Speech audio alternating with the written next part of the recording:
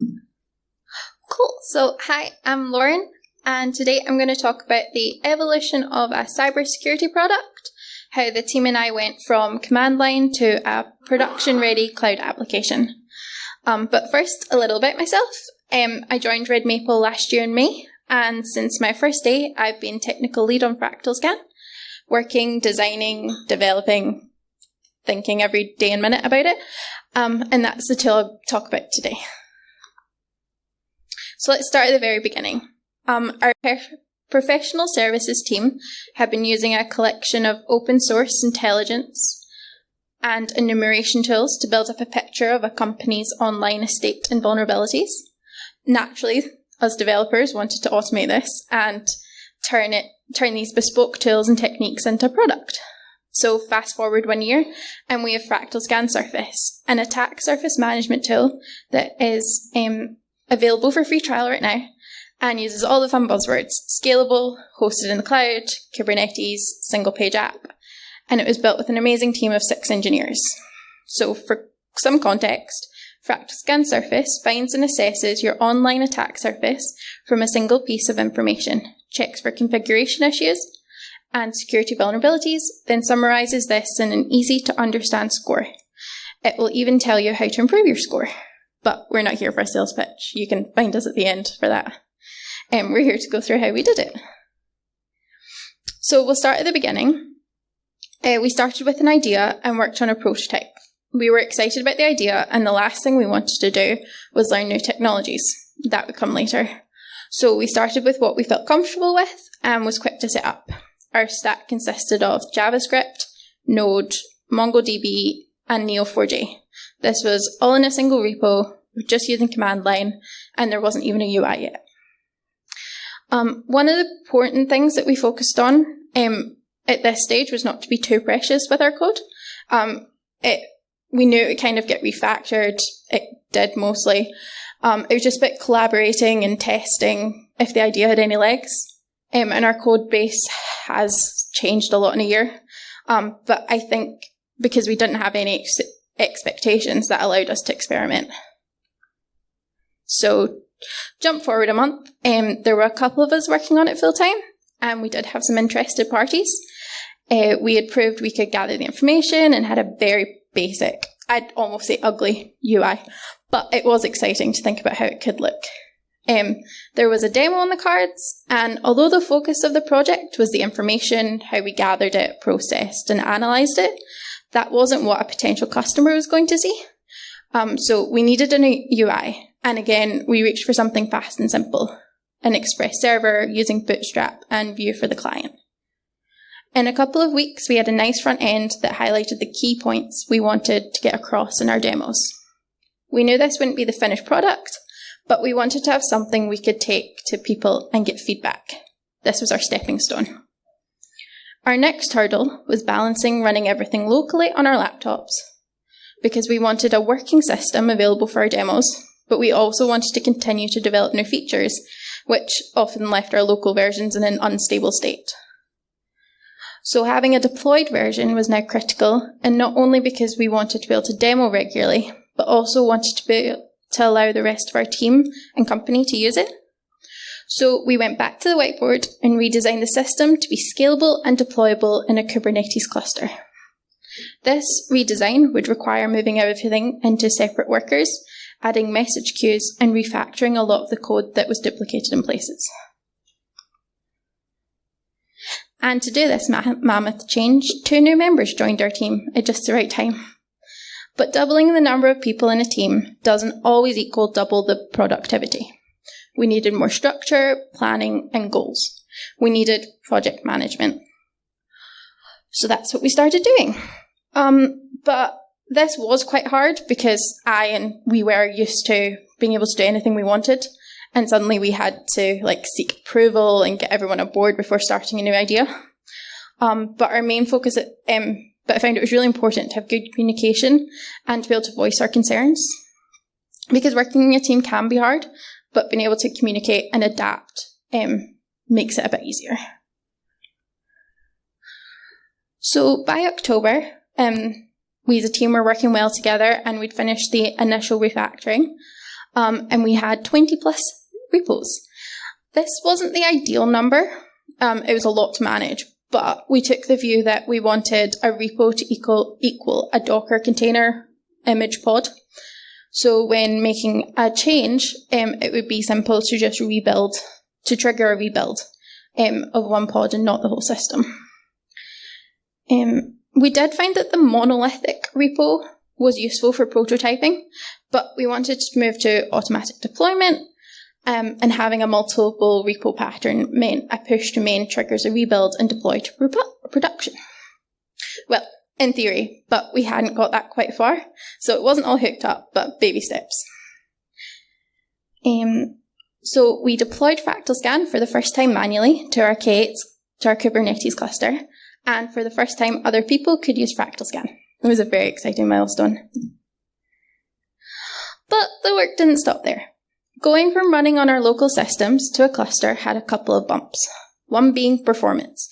We weren't sure how much resource the different parts of our system would need to perform optimally, but we did know how it would perform on, but we didn't know how it would perform on large data sets. So it wasn't perfect first time, but being able to run the system in a production environment with large data sets was very useful in identifying issues. So we reassessed the system, found the sticking points, refactored, and then refactored again, making the system better each time. At the same time as this, we were planning and preparing for a beta launch. This is where we really had to start juggling and prioritizing requirements. We wanted to add unit tests and system tests. We wanted to add CI and CD, continuous integration and continuous deployment. We wanted to add more features, but we had to fix performance issues and we had to fix bugs. So in a perfect world, with an infinite amount of time and attention span, we would have been able to implement all of that, but we didn't have the time. So we implemented the bare minimum testing to make sure a change didn't majorly break it, and skipped over the continuous integration, continuous deployment. Though the tests we did implement gave us a good foundation, so that we could add more tests for each new feature and bug fix. I did find at this point that it was hard deciding what needs to be done now to get a product out there, and what needs to be done now to prevent a huge headache and outages in the future. And I think that's quite a hard thing to balance. And I'm not entirely sure if we've made the right decisions, but we've got a working product in the end. And at times it also felt like we were only preparing for users to use the system and fighting bugs instead of actually adding new features. But it was important to take this step to get feedback and confirmation that we're on the right path. So getting the system ready for users was important. And in February 2022, we invited our beta testers to log into our system. We decided to do a slow ramp up of beta testers, making sure the system could cope with increased number of users. We chose a range of beta testers. This included ones that would give the customer point of view, ones that knew what FractalScan was trying to do, and our own professional services team. This allowed us to get varied feedback which elevated FractalScan and gave us plenty of ideas for future features. Despite the new pressure of making FractalScan available, it was great to get feedback about the product we were all excited and passionate about. And the feedback was great. Having beta testers means that we shouldn't accidentally cause an outage whenever we release, but this did happen a couple of times. Most definitely were not caused by me. And it was also taking us like 2 hours to rebuild and deploy the whole system if there was a large change, which I mentioned previously, we didn't want that headache. So it was time to do continuous integration, and it was time to have a separate production and development cluster. So we switched to using Helm, and like everything else we've done in this project, we did it in stages. So we refactored the configuration to use Helm, then we moved it to Helm, and then we set up our build and deploy to trigger when we push to main. And then we hooked up the system tests that we already had in place to our CI. Now it's time to add a dev cluster. So because of the changes we'd already made, this was really simple. All we had to do was add a new config file for the development cluster and set it up to trigger on develop. So simple, we actually deployed on 2 different clouds. We were using GCP because that's where the Red Maple dev cluster is and where we did our first deployment, as we didn't need a separate cluster to start off with. But our development and current production cluster is on Ionis for a couple of reasons. Ionis is a European-owned company, so data held in their data centres is not subject to the US Cloud Act and enables FractalScan to be GDPR compliant. Ionis's CPUs are physical CPUs, not virtual ones like on GCP, so we get more compute power that isn't shared with others by default. And it's cheaper than using the GCP servers hosted in Europe. It was quite nice at this point because I felt a small weight lift off my shoulders. I could deploy changes to dev and check everything still worked together well. And then when I was happy with it, release to main. I didn't feel the pressure I had to get it right the first time. And I will say that bugs still have creeped into our production system, but we're not perfect and that will always happen. And it is quite a large system with a lot of moving parts, so it's nice to be able to test large data sets and edge cases, which are hard to replicate locally. So, we have a working product running in the cloud with an additional dev version available. What could be next? Turns out there was quite a few things that we had to do. Think about user management and how roles and features will work, define feature sets. We had to revisit our performance again. We were originally using a dedicated graph database called Neo4j, but we found that the queries and the performance that we needed just wasn't there, so we actually switched back to SQL. And then we've just been refreshing and revising the UI for a better user experience, and then working on system stability and testing. But we are in the final home stretch. So, in the end, we have FractalScan. And it's exciting to think where we might be in another year. And I'll leave you with some final points that I've learned over the year. Prototyping code should not be expected to be production ready. Prioritising what needs to be done now versus later is a hard problem. Working with a good team really helps create a great product. Thank you for listening.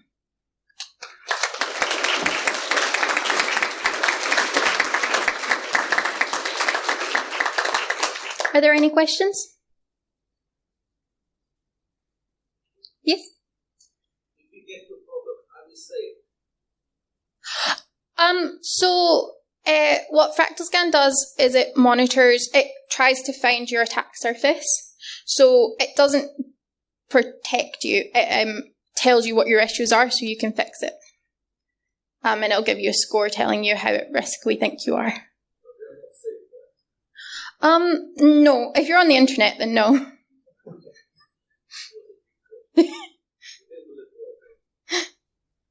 Any more?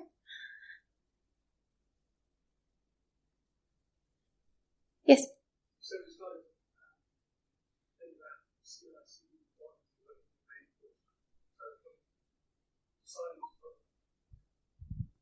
You said you were looking to deploy CI/CD for your pushes into production.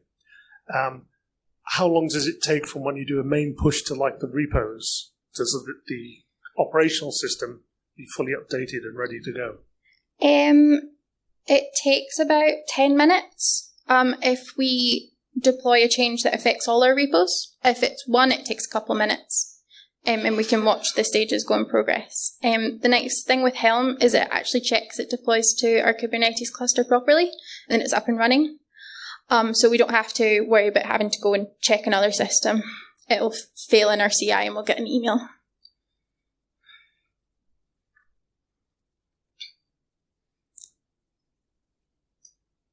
I think that's us. Thank you very much.